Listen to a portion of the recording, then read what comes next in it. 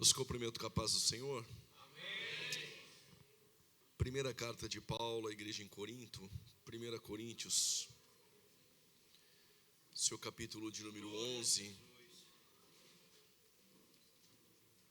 1 Coríntios, capítulo de número 11.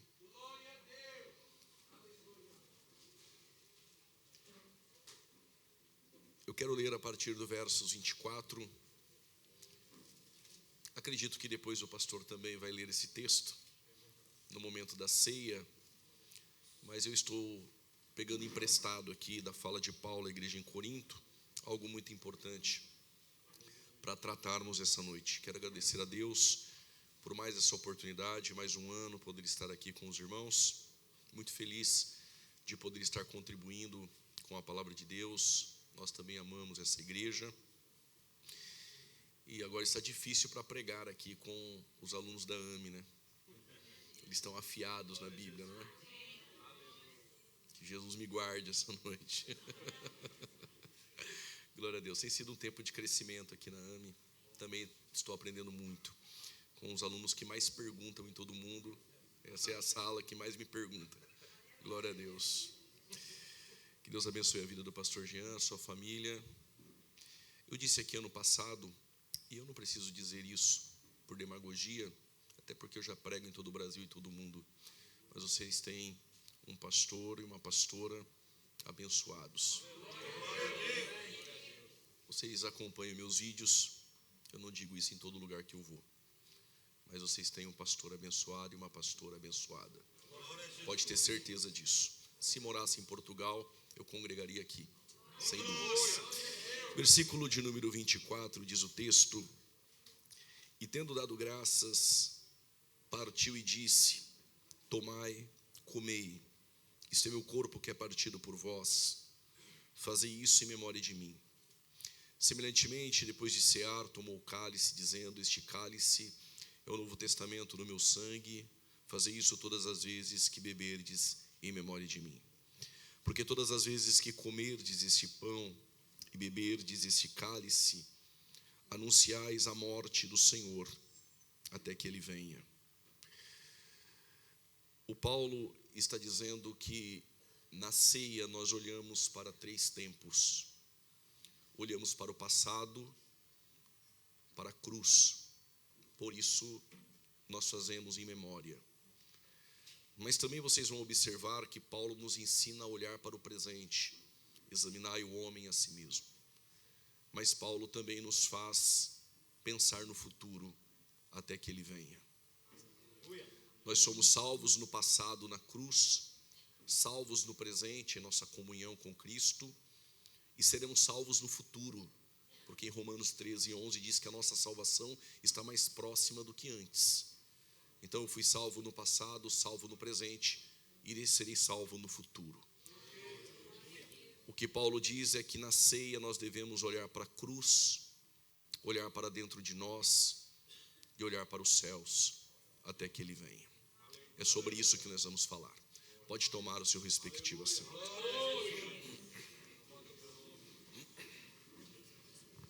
Senhor é fiel, nosso Deus Todo-Poderoso. Glória a Deus. A última semana de Jesus nessa terra foi uma semana conturbada e uma semana difícil. No domingo como este, Jesus estava entrando em Jerusalém. Estava cumprindo uma profecia de Zacarias capítulo 9, versos 9. E ele entra montado em um jumentinho, e quando ele olha para Jerusalém, os olhos meigos de um inocente galileu derrubam lágrimas. Parece passar desapercebido quando nós lemos este texto, mas é o nosso Deus entrando em Jerusalém, e o nosso Deus derramando lágrimas, porque Deus já enxergava o coração daqueles que iam gritar: Hosana, bendito que vem.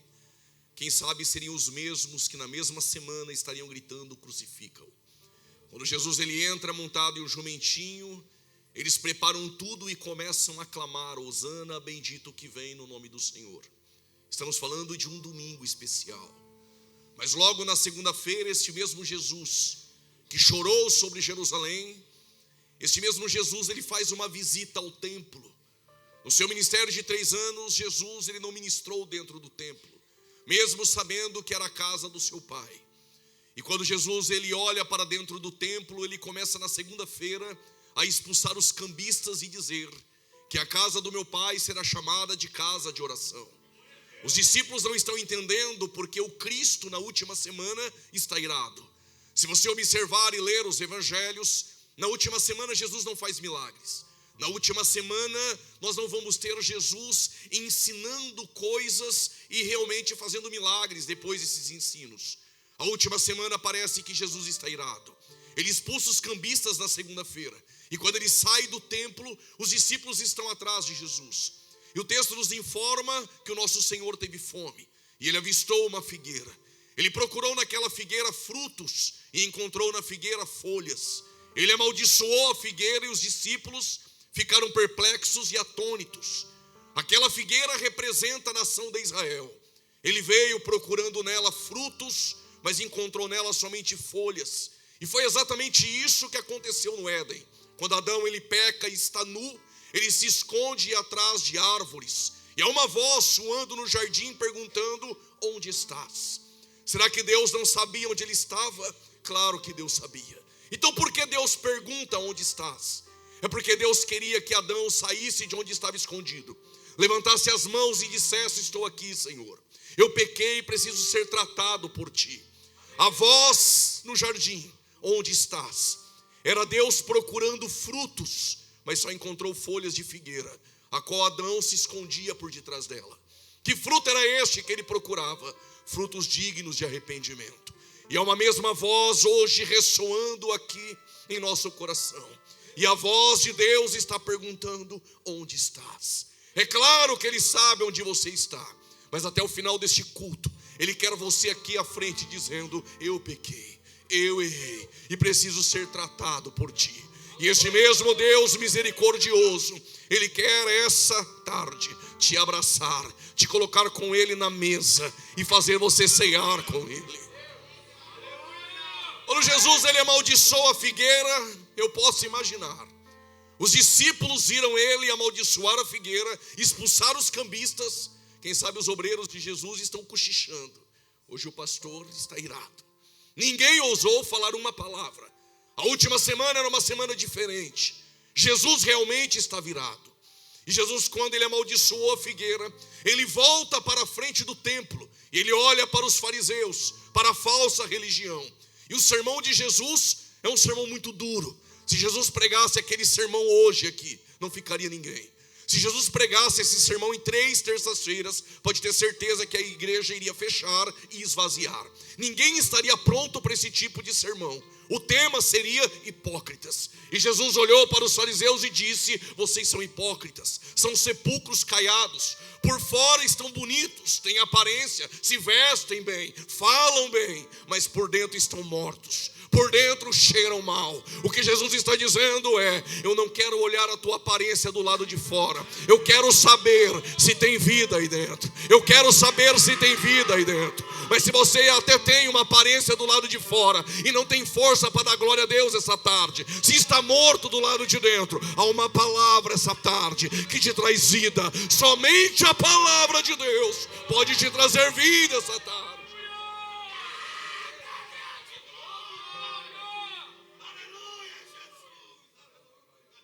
Só que o mesmo Jesus irado na frente do templo, chamando-os de hipócritas e sepulcros caiados. Estou vendo os discípulos não dizer uma palavra. Só que de repente Jesus ele coloca o seu coração dentro do templo. E ele diz: eu como uma galinha quis juntar os meus pintinhos, mas vocês não quiseram. E a casa de vós ficará deserta. E vocês não me verão mais, até que chegue o dia em que clamem: Hosana, bendito que vem no nome do Senhor. Como o Pai corrige aquele que ama, Ele diz: vocês são hipócritas. Vocês por fora têm aparência, mas por dentro estão longe de mim. Mas eu não desisti de vocês. Eu como uma galinha quis juntar vocês. E se vocês não quiserem, não tem problema nenhum. Eu não vou violar a liberdade que vocês têm e que o Pai os deu. Mas se vocês quiserem, eu posso te abraçar, te juntar, te alimentar e te trazer vida essa tarde. Mas olha a misericórdia dele. Mas se vocês não me quiserem, eu compreendo. Eu vou para a cruz, vou ao Pai. Mas se vocês clamarem e me chamar, eu estarei pronto para te amar. Estarei pronto para te abraçar e te trazer novamente. O que ele está dizendo é: os homens podem desistir de vocês. Até mesmo quando vocês não me querem, eu vou querer vocês. É só vocês pedirem, eu estou aqui. É só vocês clamar, eu estou pronto para te ouvir. Quando ele termina de dizer isso, ele vai embora. E quando ele vai embora, os discípulos não ousaram a dizer nada. Eu não sei quem foi do colégio apostólico, mas talvez entre os obreiros alguém disse: o mestre hoje está irado. Quem sabe algum obreiro disse: vamos tentar mudar o assunto para ver se a nuvem vai embora. Eu não sei qual discípulo disse: Jesus, olha aquele templo, que lindo. Ele estava tão irado que ele olhou e disse: ali não vai ficar pedra sobre pedra. Aí os discípulos perguntaram: quando serão essas coisas? E que sinais haverá de sua vinda? E Jesus, no sermão profético, ele ensinou que haverá dias difíceis sobre a terra, que haverá um dia como nunca houve outro, um princípio de dores, um tempo de desolação, a qual falou o profeta Daniel. Mas aquele dia e hora que ninguém sabe, será o tempo em que eu virei buscar vocês. Eu ouvi um glória a Deus, eu vou repetir. Haverá um tempo de tribulação sobre a terra, mas antes que isso aconteça, a qualquer momento, no momento em que vocês não esperam, no momento em que vocês estiverem desapercebidos, somente mantenham as lamparinas acesas, para que quando eu vos chamar, eu possa tê-los comigo outra vez. Na terça-feira eu não sei aonde Jesus ficou, mas na quarta-feira Jesus não foi convidado para estar no palácio bebendo o melhor vinho de Pilatos. Jesus não foi chamado para frequentar a casa de Herodes. Na verdade, na última semana o nome mais falado em Jerusalém era o dele. Na última semana, todos que falavam de Jesus estavam entre eles dizendo que o iam prender, que iriam matar. Você não convidaria Jesus naquela última semana. Quando ele tinha pão e peixe, talvez nós estaríamos na multidão para comer. Quando ele estava fazendo milagres, com certeza nós estaríamos lá querendo um milagre. Mas na última semana não. Na última semana os sacerdotes queriam prender. Na última semana o sinédrio já estava armado em um conluio religioso, procurando uma maneira de arrumar acusações contra ele. Quem convidaria Jesus naquela última semana para frequentar a sua casa? Quem convidaria Jesus para almoçar? Quem convidaria Jesus para jantar? Aí, claro, em Betânia, numa quarta-feira, um homem chamado Simão convidou Jesus. E aí eu fiquei perguntando: por que somente Simão convidou Jesus? A Bíblia diz: porque é Simão o ex-leproso. Todos que um dia foram leprosos e foram tocados por ele, não importa o momento da vida, abrirão as portas para o mestre entrar. Sabe por que você está com essa mão direita levantada? Sabe por que teus olhos já estão derramando lágrimas? Sabe por que teus olhos estão avermelhados e o coração apertando? Eu sei, é porque você lembra a lepra, você lembra quem você era, você lembra o que ele te fez tornar.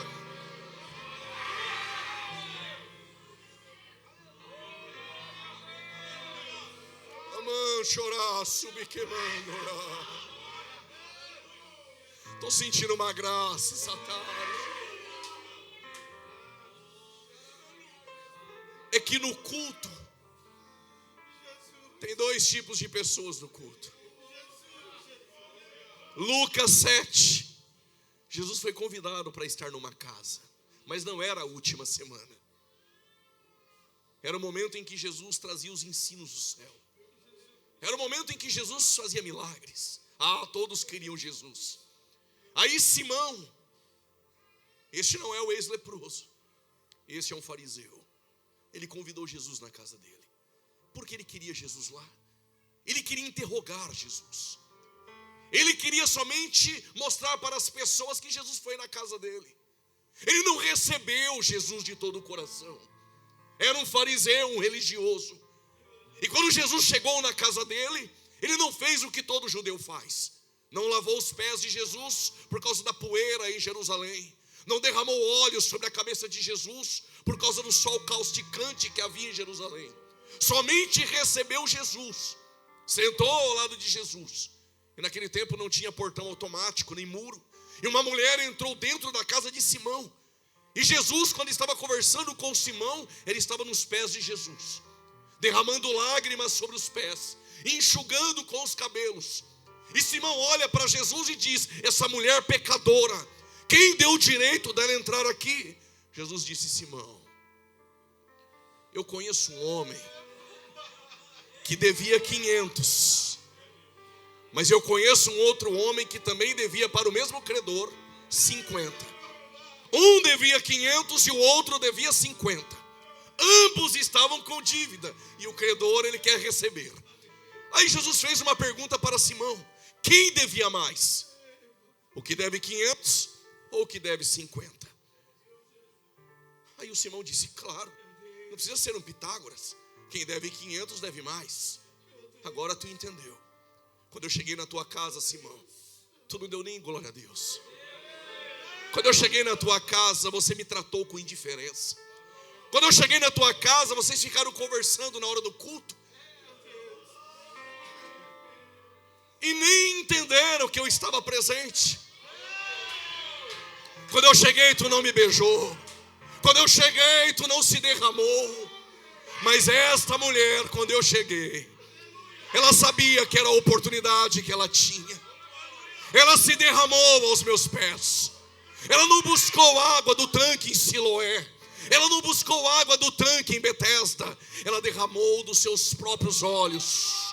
Ela está chorando, Simão, e ela enxugou com o cabelo, sabe por quê? Porque ela devia muito mais. Ela sabe o tanto que ela devia. E aí eu entendi, Simão, quem é mais perdoado ama mais. Sabe por que o irmão dá glória a Deus toda hora? Sabe por que o irmão chora? Sabe por que você levanta a mão para adorar? Sabe por que você entendeu que Jesus está na casa? Porque você devia muito mais, mas Ele te perdoou. Ele quitou a dívida pela misericórdia dele.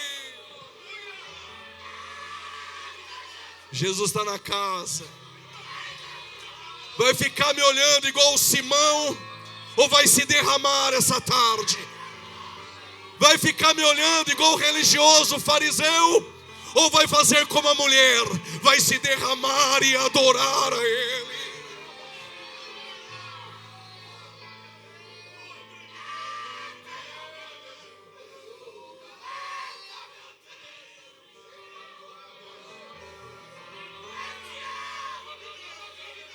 Estou esperando você se derramar na presença dele. Você vai ficar me olhando com essa cara de presbiteriano frio no culto? Ou você vai se derramar perante ele como um assembleiano pentecostal?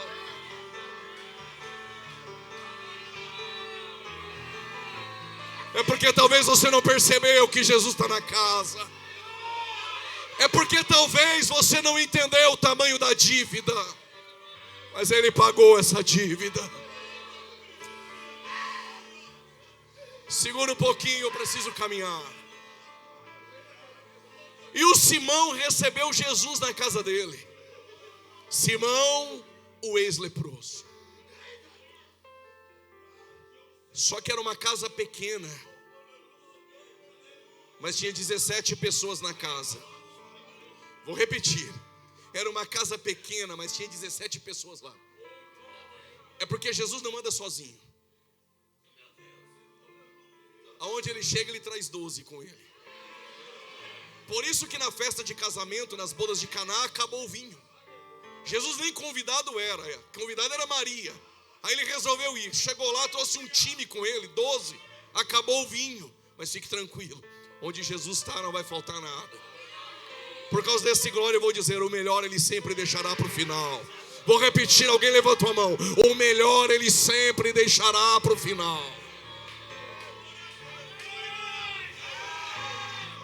O Simão convidou Jesus, chegou Jesus e mais 11. Só aí tem 12.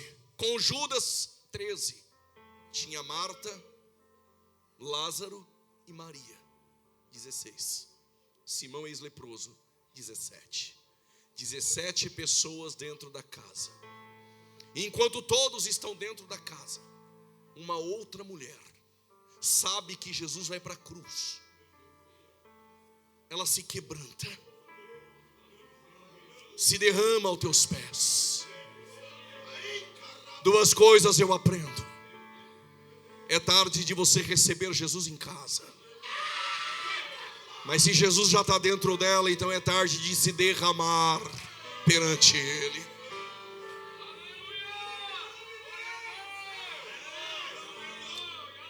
Quarta-feira, Jesus está em uma casa simples em Betânia. Jesus não procura grandes palácios. Jesus não procura grandes catedrais. Jesus só quer um lugar onde Ele se sinta bem. Eu vou repetir. Mas a minha vida é tão simples. A minha casa é tão simples. O que Jesus quer é um cantinho onde Ele se sinta bem, onde Ele possa inclinar a cabeça e ficar.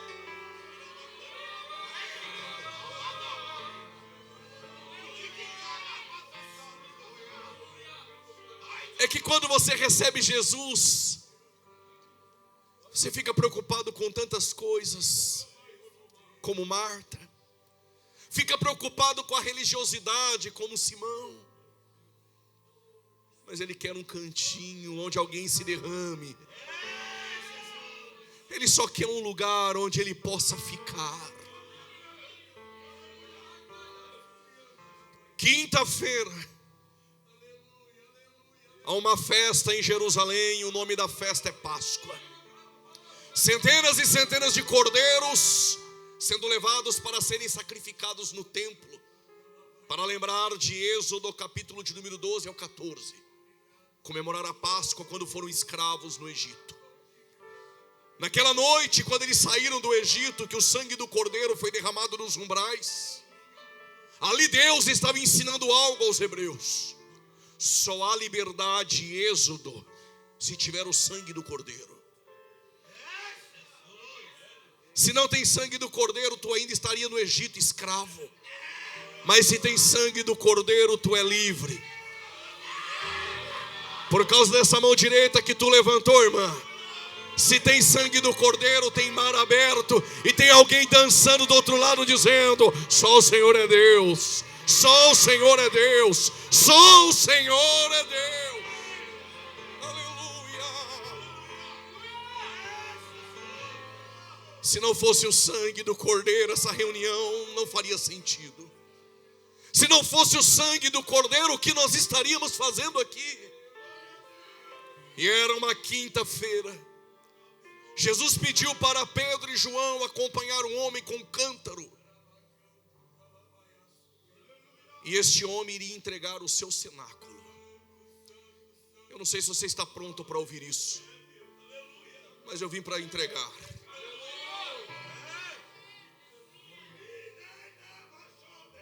As nossas entregas podem levar Jesus mais longe. Eu vou repetir, isso é muito sério. As nossas entregas podem levar Jesus mais longe. Pregador, não estou entendendo. Antes que você me confunda, e até porque está filmando, hoje tem um monte de chato na rede social. O que eu vou explicar aqui não é para nós, é para os chatos, que vão criticar depois. Eles vão dizer assim, já estou até vendo um comentário: então para Jesus ir mais longe, Ele depende de mim? Não, Ele vai sem eu. Segura. Os fariseus não davam glória a Deus, não levantavam a mão para adorar. e ficava se orgulhando, dizendo: somos filhos de Abraão. Jesus, para mostrar que não depende deles, disse: se eu quiser, eu faço essas pedras.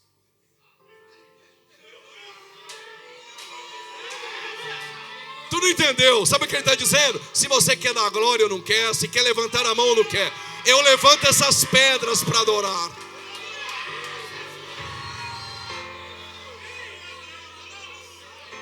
Pregador, se ele não precisa de mim para ir, por que ele me chamou para entregar? É porque ele quer colocar você dentro do plano dele. Então eu vou repetir: as nossas entregas podem levar Jesus mais longe. Pregador, tem como provar? Se é Naame, eles já iam dizer: me mostra o texto. Eu vou mostrar. O Pedro está pescando, entende de barco. Não sei se entende mais que o César, mas entende de barco, entende de pesca, de isca, de tudo. Só que não pegou nada aquela noite. Aí Jesus chegou, ensinou Pedro a pegar. Eu fico imaginando Pedro, experiente pescador, e Jesus dizendo: lança do lado direito. O Pedro deve ter pensado: já lancei do direito, do esquerdo, no fundo, na frente. Já ajustei a boia, já troquei a isca, não peguei nada. Só que da mesma forma que ele dá ordem ao peixe para engolir o Jonas,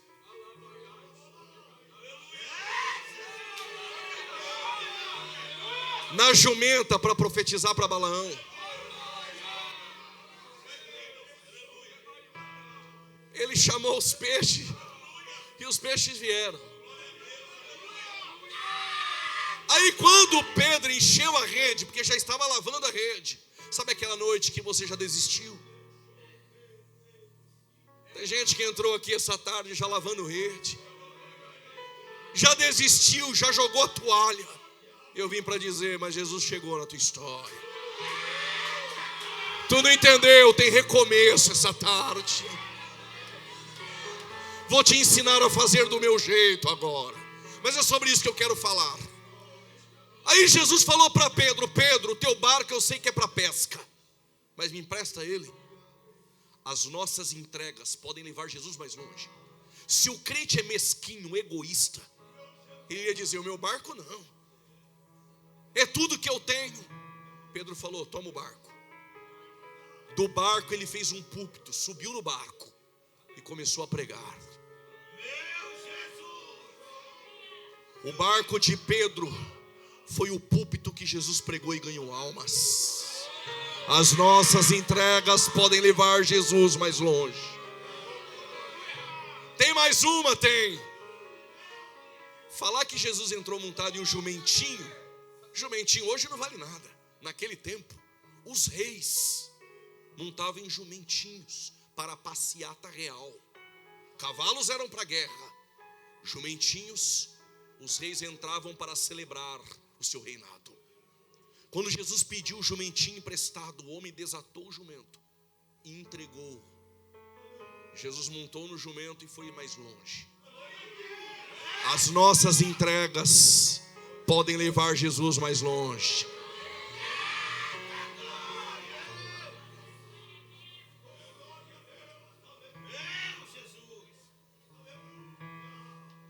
Tem projetos de Deus que sua entrega faz levar Jesus mais longe. Quando você investe nos missionários, Jesus está sendo levado mais longe.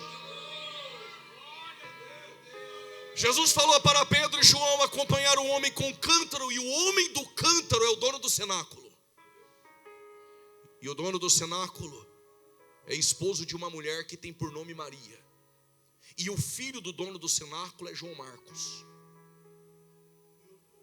Eu só vou aguçar e não vou pregar sobre João Marcos. Só para você entender. A casa de João Marcos recebeu Jesus. A casa de João Marcos recebeu Pedro. João Marcos era um garoto. Ele viu os maiores apóstolos frequentarem sua casa. Em um momento da sua vida ele abandonou o ministério. Tem filho de pastores que viram pregadores passar por sua casa. Tem pessoas que cresceram em um ambiente de fé. E no capítulo 13, o João Marcos abandonou Paulo. No 14, Barnabé e Paulo são chamados de apóstolos. Por um capítulo. Eu não sei porque eu estou dizendo isso. Talvez falta tão pouco. E você veio para o culto já pensando em jogar a toalha e abandonar. Talvez falta um capítulo para ele fazer grandes coisas. Não sei porque eu estou dizendo isso. E aí Jesus chegou no cenáculo. E eles vão comemorar no cenáculo a festa da Páscoa. Só que não tinha mesa. Eles comiam no chão. Quem quer saber por quê? Diga eu quero. Para lembrar que nunca tiveram uma mesa quando eram escravos no Egito. Às vezes é bom lembrar quem nós éramos e o que o sangue do Cordeiro nos fez tornar. Eles no chão para comer a refeição, e nós aprendemos muito na ceia. A mesma ceia que nós vamos hoje ceiar, Jesus ceiou com os discípulos. Só que quando Jesus está com os discípulos na ceia, em volta de Jesus, em volta da mesa no chão, eles estavam discutindo. Eu queria tanto que esse sentimento saísse de nossa mesa. Qual o sentimento? O sentimento que fez os discípulos discutirem. Imagina, Jesus conosco aqui no culto, e os crentes discutindo entre eles. E sabe qual a discussão? De João, de Pedro, de Natanael. Eles estavam discutindo quem era o maior. Não é a mesma discussão em nossas igrejas? Quem prega mais? Quem canta mais? Quem ensina mais? Quem faz melhor? Quem se veste melhor? Quem aparece mais? Ah, mas aqui em Portugal não tem isso, né? Só no Brasil. Na mesa de Jesus discutindo quem é o maior. O nosso sentimento na mesa ainda é esse. É porque somos meninos na fé. Meninos brigam por coisas. Crianças brigam por coisas. E Jesus para e fica olhando eles discutindo. Se você visitasse a casa de um judeu e lá tivesse 4 escravos. Quantos escravos? Quando tu chegasse na casa do judeu, o mais indigno dos escravos. Quem era o mais indigno? O que começou a trabalhar por último. Chegou ontem, vai trabalhar mais. Ele é o indigno. Quando tu chegasse, ele ia tirar as sandálias, lavar os teus pés. Guarde isso no coração. Lavar os pés em Israel era papel de um escravo. Enquanto os discípulos estão na ceia, discutindo quem é o maior, o nosso Deus que se fez carne e não deixou de ser Deus, tirou o vestido, pegou a toalha e uma bacia e foi lavar os pés dos discípulos. Ele nem pregou, porque às vezes você prega com microfone e com palavras. Jesus pregava também sem palavras. Jesus tirou o seu vestido, pegou a toalha e uma bacia, e o nosso Deus, eu não sei se isso vai te constranger, mas eu vim para isso. O nosso Deus vai fazer o papel de um escravo, vai lavar os pés dos discípulos para ensinar eles. O maior não é o que prega, o maior não é o que canta, o maior não é o que sai no cartaz, o maior não é o que tem seguidores. O maior no reino ainda é aquele que serve. Quer ser o maior, seja servo.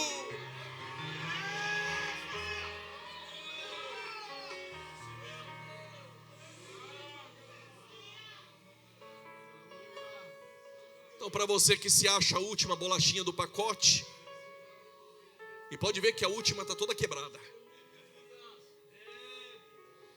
quer ser o maior no reino? Seja servo. O servo não quer aparecer. Estou cheio de Deus aqui, eu vou contar essa também. Os serafins estão dizendo santo, santo para quem? Para quem? Para quem? Fiz de propósito. Eles não estão dizendo para Deus. Eles estão dizendo uns para os outros. Tem serafins lá e serafins aqui. a conversa dos serafins estão dizendo uns para os outros. Imagine os serafins conversando e dizendo uns para os outros: Ele é santo, é santo. Aí eles do outro lado dizendo: Santo, santo, santo é o Senhor. Aí daqui está dizendo: Santo. Aí lá no fundo tem alguém com a mão levantada dizendo: Santo. Desse lado tem alguém dizendo: Santo, santo, santo é o Senhor. Aqui desse lado tem alguém dizendo: Santo, santo, santo é o Senhor. Aqui no púlpito tem alguém dizendo: Santo, santo, santo é o Senhor.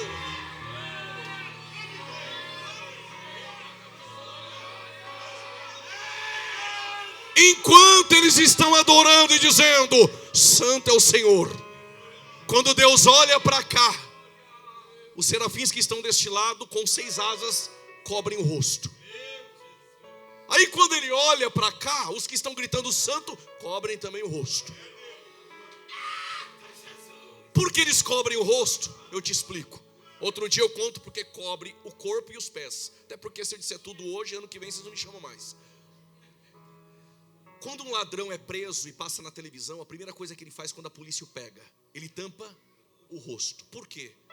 Porque o rosto está a identidade. Por isso que Tiago diz que quando você olha para o espelho, ele reflete quem é você.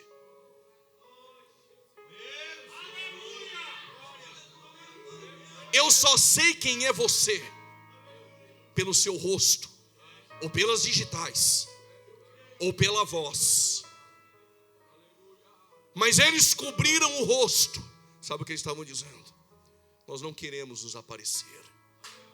O único aqui que tem que ser visto é o Senhor.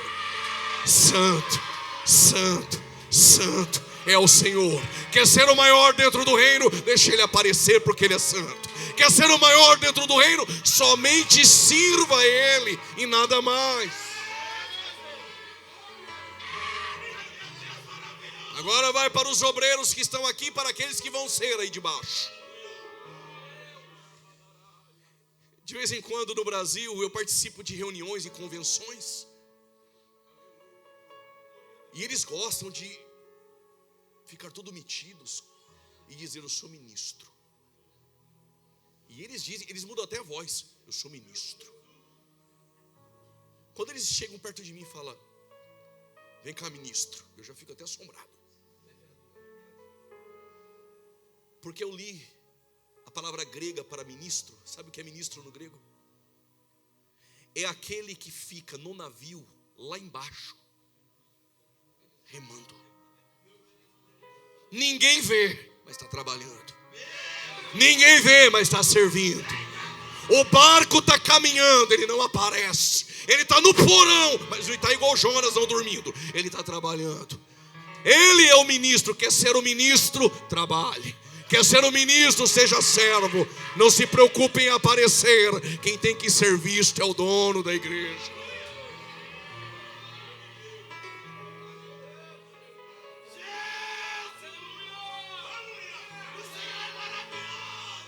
Agora os crentes Netflix, esses crentes de Nutella, de leitinho, agora eles ficam nas redes sociais. Melhor pregador, para mim é o fulano de tal. Melhor cantor, para mim é o fulano de tal. Ele está achando que reino de Deus é The Voice Brasil. Agora vamos imaginar quem é o maior. Primeiro, Abraão, Davi, Salomão, Jeremias, Daniel, Jó, Ezequiel e o João Batista. Se você perguntar para mim, eu vou dizer: um é um homem segundo o coração de Deus, o outro é amigo de Deus. O outro, os leões jejuaram.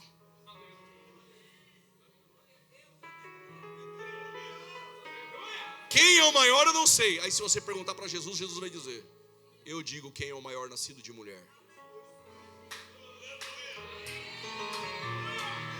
Jesus disse: o maior nascido de mulher é João Batista. Sabe por quê? Porque o João é servo. Perguntaram para João: és tu Elias? Eu? Não. És tu Jeremias? Eu não. És tu Messias? Pelo amor de Deus. És tu o profeta? Se fosse eu ia dizer, estou aqui. Quer tirar uma foto? Nós tira agora.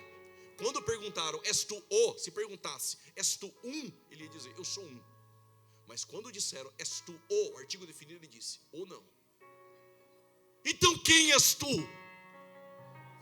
Eu só sou a voz. Quem aparece é ele. Eu vou repetir. Eu só sou a voz. Você não é tudo isso. Você só é uma voz. Quem manda é ele, a obra é dele, sempre dele.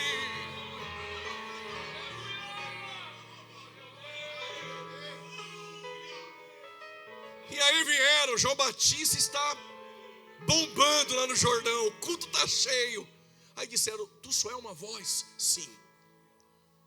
E já vou te adiantar, dele eu não sou digno.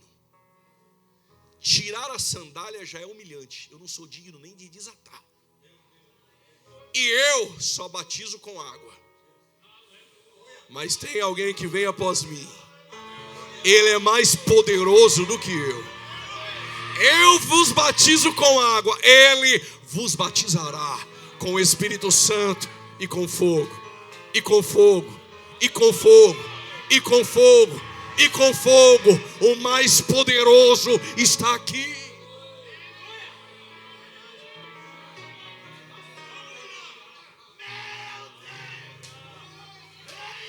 Quando Jesus vai lavar os pés dos discípulos, para ensinar quem é o maior, o Pedro tirou os pés. O que o Pedro estava dizendo é, tu está maluco?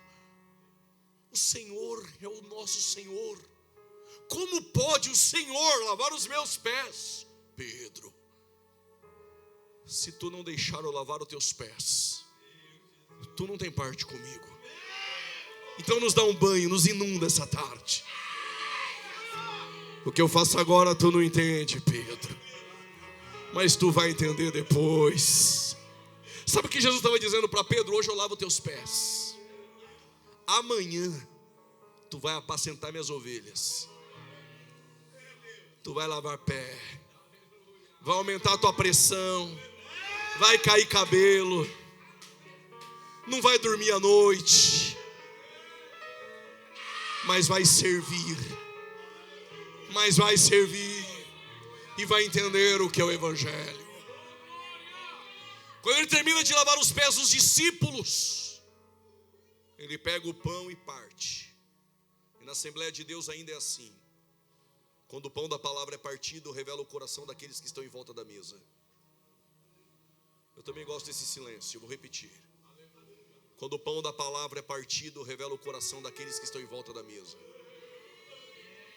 Por causa desse é Deus aí da irmã da Ami, eu vou explicar. Por que o culto do louvorzão lota e culto de doutrina não vem ninguém? Porque quando o pão da palavra é partido, revela o coração daqueles que estão em volta da mesa. Se tem alguém do teu lado que já fez biquinho que não está gostando, não há problema nenhum. Com seu biquinho ou sem biquinho, eu vou dizer. Culto de doutrina, de palavra, onde tem pão, separa homens de meninos, separa mulheres de meninas. Sabe por que a escola bíblica dominical não vem ninguém? Mas se vinha cantora aqui famosa, aqui transborda. Porque enquanto o pão da palavra é partido, revela o coração daqueles que estão em volta da mesa. Quando Jesus parte o pão, ele diz, um de vós há de me trair. Quando parte o pão, já vai revelar o coração de alguém. O Judas deve estar em pânico. Aí Jesus disse a segunda vez, um de vós há de me trair. O João está ao lado direito de Jesus. Pregador, tem como provar? Claro. Como não tem mesa na Páscoa, não tem cadeira. Se não tem cadeira, você senta com as pernas para trás. Não tem apoio, então o apoio é o braço esquerdo. Com o braço esquerdo no chão, é desagradável essa postura. Então, para ficar mais acomodado, você coloca o seu rosto no peito de quem está ao lado esquerdo. Então João, ele coloca a cabeça no peito de Jesus. Não porque é íntimo, ele é íntimo por causa de outras coisas. Mas como ele está ao lado direito, ele coloca então o seu rosto no peito de Jesus. E o Judas está ao lado esquerdo. Como eu sei, porque no Ocidente, não sei se é do seu tempo, tomara que seja, no aniversário, quando cortava o primeiro pedaço do bolo, mamãe dizia: dá para quem você mais gosta. Eu olhava para o meu pai e para minha mãe e eu falava: meu Deus, então corta no meio e dá para os dois. No Oriente, na Páscoa, o primeiro bocado de pão você dá para o convidado de honra que senta ao lado esquerdo. O traidor Jesus colocou no melhor lugar, para mostrar para ele que na minha mesa eu posso te restaurar essa tarde. É que Jesus não joga fora quem a gente desiste. Como vocês estão mais animadinhos, eu vou explicar melhor. Na olaria de Jesus nunca teve lata de lixo. Não sei se você pegou.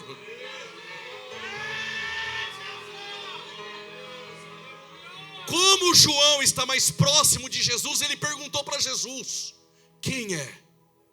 Jesus respondeu só para João, senão Judas não teria pegado o bocado do pão. Ele disse para João: aquele a quem eu der o primeiro bocado de pão. Não sei se aqui em Portugal vocês falam cochichar. Jesus cochichou: aquele a quem eu der o primeiro bocado de pão. Sabe o que eu aprendi aqui? Tinha muita gente em volta da mesa, mas escutaram os sussurros dele só aqueles que estão mais próximos.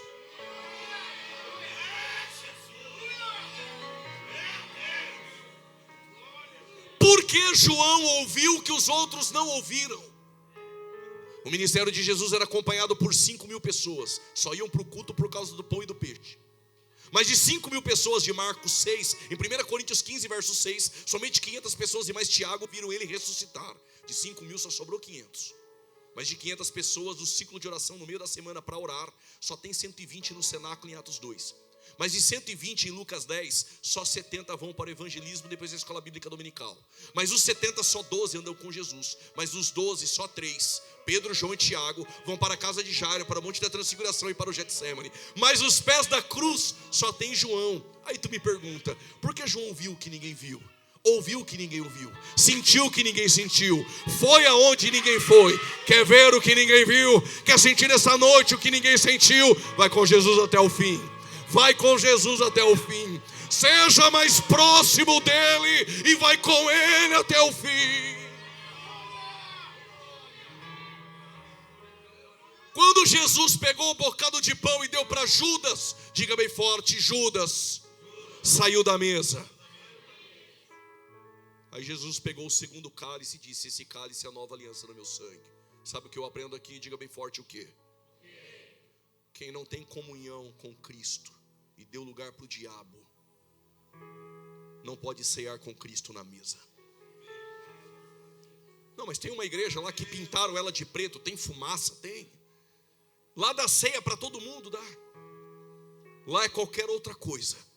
Mas igreja de Jesus só toma ceia quem tem comunhão com ele. Vou repetir: só participa da mesa quem tem comunhão com ele. Vou repetir, alguém precisava ouvir: na ceia com Jesus só tem lugar para participar quem tem comunhão com ele.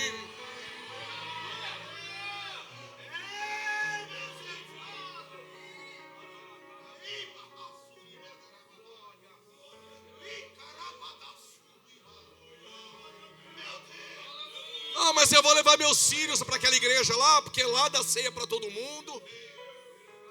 Não está casado, mas lá bebe ceia de qualquer jeito. Está namorando, está ficando, bebe ceia também.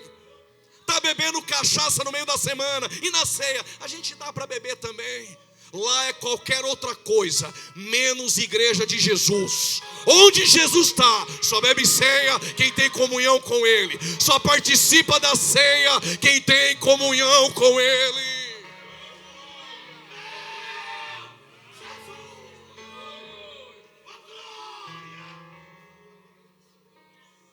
Sabe por que tem muitos crentes fracos, doentes e outros que dormem? Paulo disse: quem come e bebe indignamente, come e bebe para a própria condenação. Por isso há entre vós, quem está falando é Paulo, muitos fracos, doentes e muitos que dormem. Sabe o que Paulo está dizendo? Se beber da ceia indignamente, vai passar um mês fraco, doente, morto. Mas o pão hoje é partido. Se quiser sair da mesa, saia. Mas se quiser ficar na mesa, Ele te perdoa, te restaura, te dá um banho de misericórdia. E se tocar a trombeta, tu ainda sobe com a gente.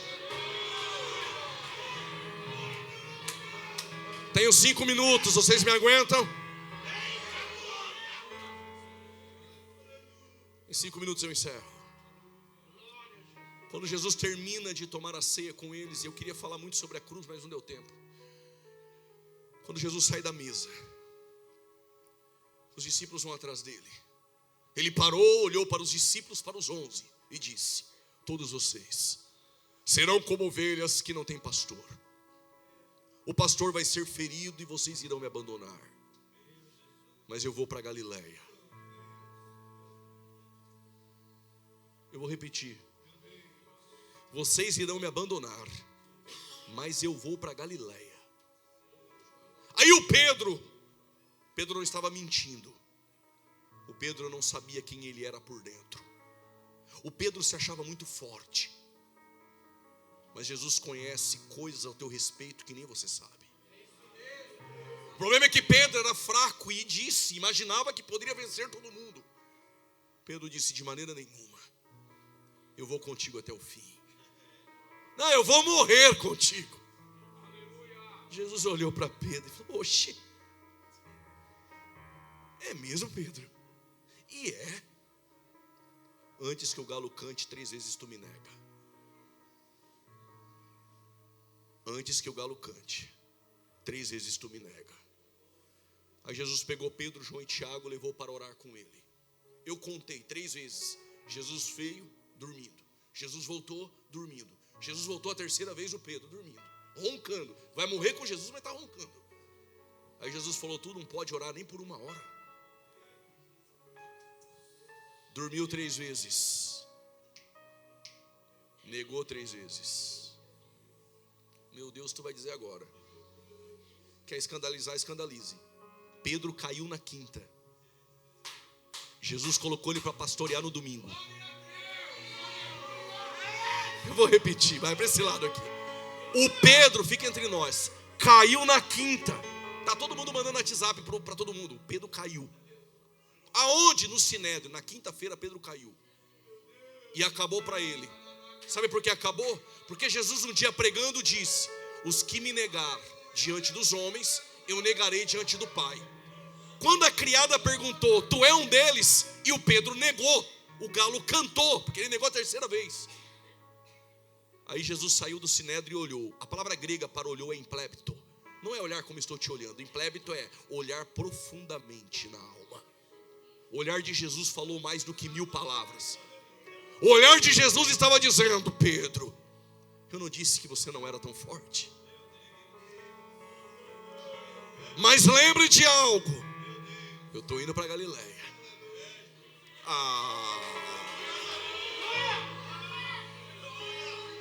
E depois que eu me converti, eu segurava no banco com raiva. Isso não é de Deus, mas eu ficava com raiva. O pregador acabando com a vida de Pedro. Voltou a pescar, abandonou o ministério, está nu. Eu falava: meu Deus. Pedro, quando foi para Galileia pescar, ele não abandonou Jesus. É porque ainda no coração dele, olhando para as ondas das águas do mar da Galileia, que a água é doce, ainda se ouvia no coração de Pedro o canto do galo.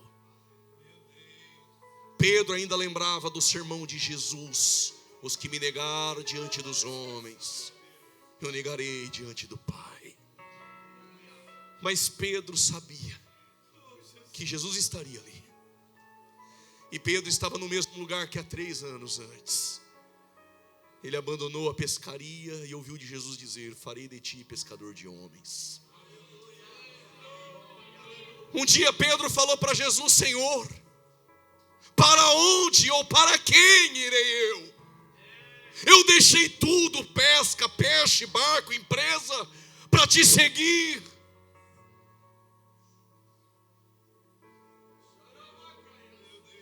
Dormiu 3 vezes, negou 3 vezes.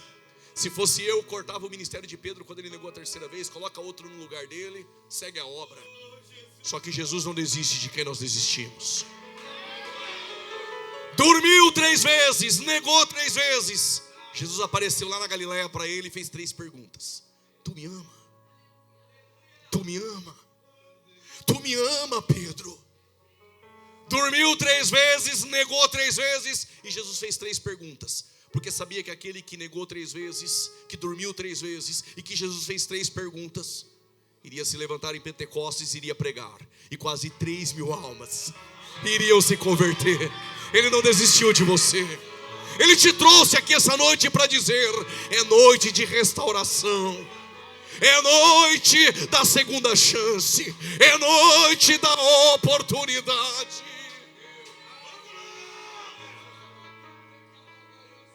E aqui eu encerro dizendo: qual a diferença de Pedro e de Judas? A porta que você bate após a queda define a tua restauração. O Judas bateu na porta dos anciãos da religião, e eles pegaram as 30 moedas e disseram: se vira. Pedro bateu na porta de Jesus na Galileia. Qual é a porta que você bate hoje? É ela que vai definir a tua restauração essa noite. Se você veio essa noite para ser restaurado, se o pastor me permitir, eu vou te chamar aqui à frente.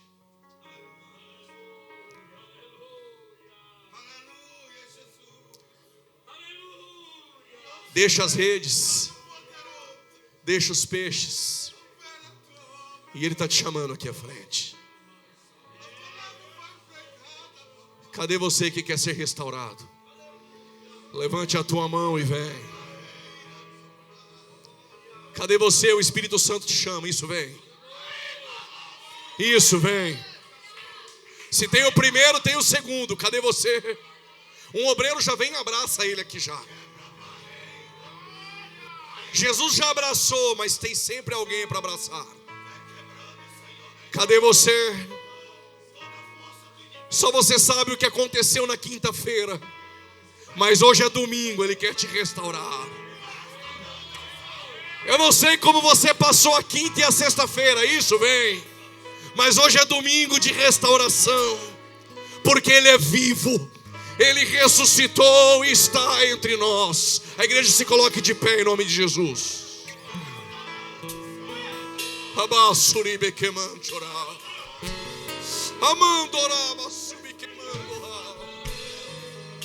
Cadê você que quer ser restaurado essa noite? Pregador, eu estou com vergonha de ir aí. Ah, é? Vergonha é ficar ouvindo Satanás te acusar aí. Jesus está te chamando para te restaurar essa noite. Eu não vim aqui brincar de evangelho. Eu vim te apresentar um Cristo que foi para a cruz, que foi sepultado e ressuscitou ao 3º dia. E hoje Ele quer te restaurar essa noite. Cadê você? Não há ninguém tão sujo ao ponto que a graça não possa te lavar e trocar suas roupas essa noite. Estou te esperando vir. Cadê você? O Espírito Santo está te chamando aí. Cadê você? Não me diga que teu coração é tão duro assim, que você não é sensível à graça e o doce Espírito Santo te chamando. Vem. O Espírito Santo está te chamando aqui.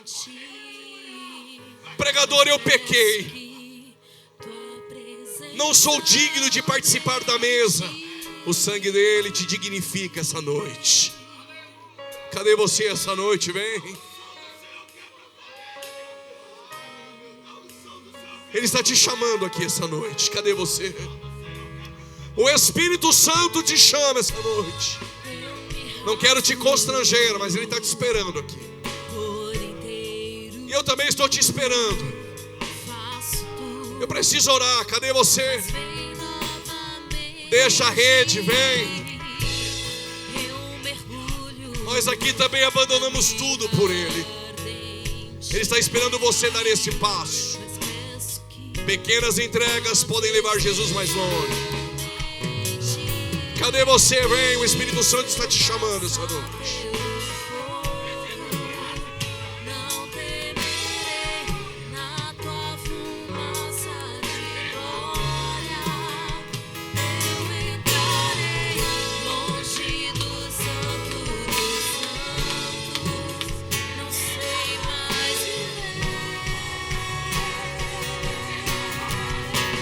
Se você quiser adorar, já pode adorar. Jesus está na casa.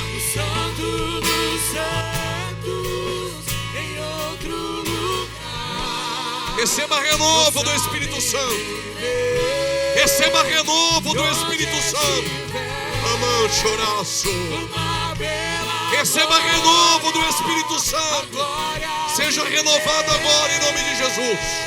Seja renovado agora em nome de Jesus.